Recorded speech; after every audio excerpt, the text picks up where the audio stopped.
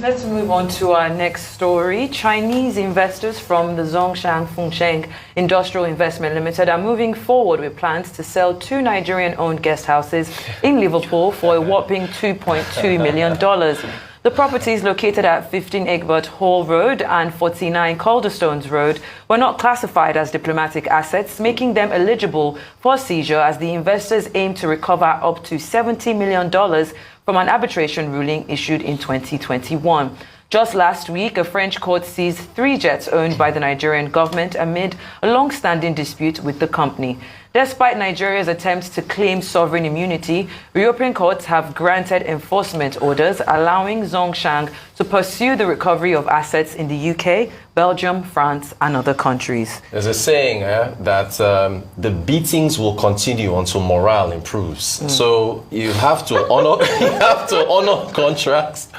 Make sure that you follow them through to the letter of what you signed. Because we had a great guest, a son that came in here. We were talking about it, and I asked him, "Are they going to fly into Ogun State to seize?" I said, "They can't." So they will go systematically around the world and pick these assets up. It's a lesson learned, unfortunately. Okay, so the debate here is whether or not the buildings are immune to being captured by the Chinese. If it's property of state or used for diplomatic purposes, then they cannot. Now, what the Nigerian side is saying is that it's a residence of our consular services, our ambassadors in the United Kingdom. But what the judge ruled, or the masters ruled during the arbitration, was that one of the buildings has been dilapidated for 34 years. Is in a state of ruin. Another has been leased out for 34 years. Therefore, they cannot convince the courts or the arbitrators that it is state-owned building.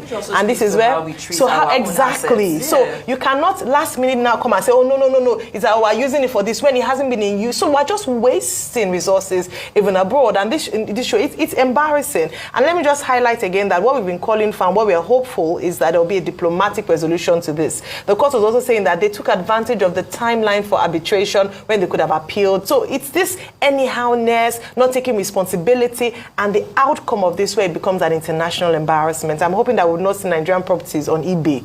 It is embarrassing. That would be very embarrassing. Well, let's take if you want to just quickly comment, 2 minutes, Rufai. I'm giving you 2 minutes. Okay, so I'll give kudos to TVC. TVC did a very proper investigative job this morning, where they went to Igbesa. Actually, the free trade zone is in Igbesa. Yeah. And they discovered that over 40 companies and thereabouts and things like that are working there, and things are working. But I think where we should really look at is the interplay that happened between the administration of Amosu and the preceding administration. Who were the ones that brought this Fengsheng in? We have not answered that question.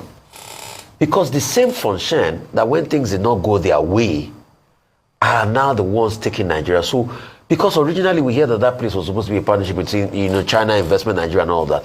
So who first backed that Fengsheng in? We need to get an investigative job on that, because that's the root cause of everything that we are facing today.